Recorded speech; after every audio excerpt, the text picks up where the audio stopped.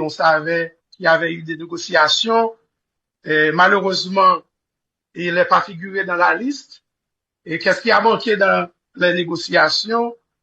Est-ce que la porte est totalement fermée ou bien toujours rester ouverte pour une prochaine occasion? Merci.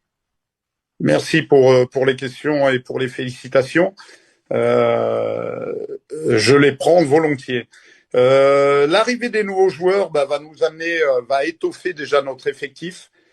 Comme je l'avais dit depuis mon intronisation, j'essaye de faire en sorte que les portes de la sélection soient en permanence ouvertes, que ce soit pour rentrer ou sortir de l'équipe. Je pense que si on veut tendre vers la performance et vers une qualification en Coupe du Monde, ça se fera aussi parce que il y a de la concurrence au sein de nos équipes et que j'ai la possibilité d'effectuer des choix.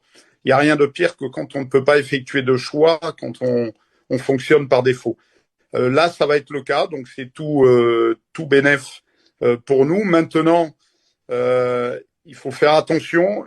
C'est toujours délicat, une première sélection. On l'a vu avec Bellegarde contre le Honduras, dans un nouveau contexte, sur des terrains synthétiques, dans une autre ambiance que ce qu'on l'habitude d'avoir les garçons le week-end, souvent avec des conditions climatiques qui sont autres également, peu de temps également pour faciliter leur intégration.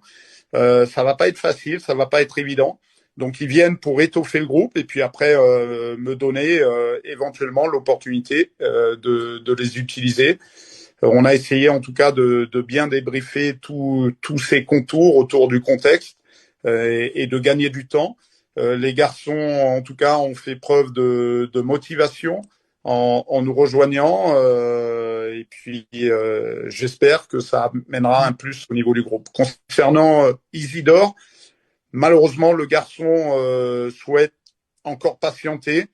Et Tourmenté, c'est un binational, donc il pourrait être éligible avec l'équipe de France, mais également avec Haïti. Donc, comme ça avait pu l'être avec Guboglo, qui lui a 3 possibilités entre l'Ukraine, le Canada et Haïti, ce ne sont pas des choix simples à faire, puisque ce sont souvent des choix définitifs de carrière, en tout cas concernant l'équipe nationale.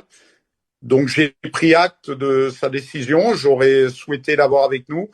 Voilà, je vais faire force de persuasion, comme je l'ai fait pour Casimir et Hannes Delcroix. Ça fait depuis mon arrivée.